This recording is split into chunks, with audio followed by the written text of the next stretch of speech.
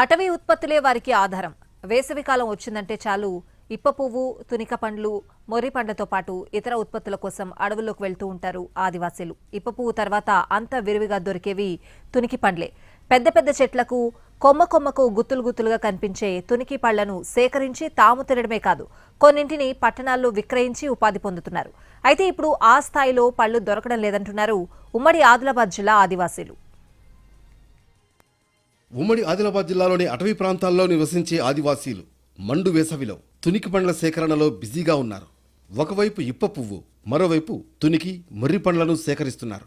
అడవుల్లో విరివిగా లభించే తునికి పండ్ల కోసం ఆదివాసీలు ఆరాటపడతారు. తామే కాదు, తమ పిల్లలకు ఏటా సీజన్ ఫ్రూట్ తినిపించాలనేది వారి ఆలోచన.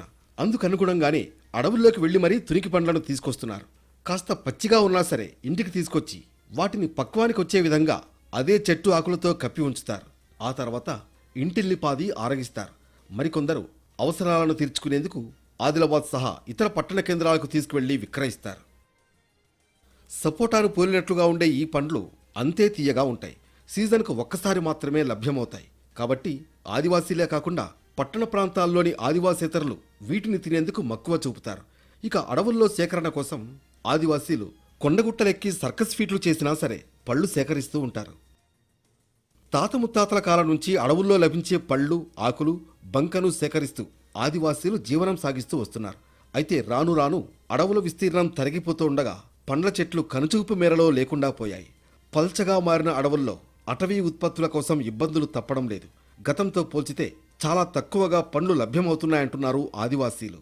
అడవిలో మొత్తం చెట్లు లేవు, మరి జంతుకు లేవు, మరి మనుషులకు లేవు. మరి ఇప్పుడు కోతి కానీ కొండగా కానీ ఏదైనా కానీ జంతుకు తునికి పండు లేదు, మొర్రి పండు లేదు, మరి ఏది లేకుండా మరి అంత జనవరం అంతా ఏమవుతున్నది, చేన్లల్లో ఊళ్ళల్లో పొంట తిరుగుతున్నది. కోతి కానీ కొండగా కానీ తిరుగుతున్నది. అయితే ఇప్పుడు అట్లనే మేమేం చేస్తున్నామంటే ఒక 4 ఎక్కడైనా మేము తిరగంగా 4 తునికి పండ్లు కానీ 4 మొర్రి పండ్లు కానీ దొరికినాయి. మేము కొన్ని తింటున్నాం, మా పిల్లలకు కొన్ని పెడుతున్నాం.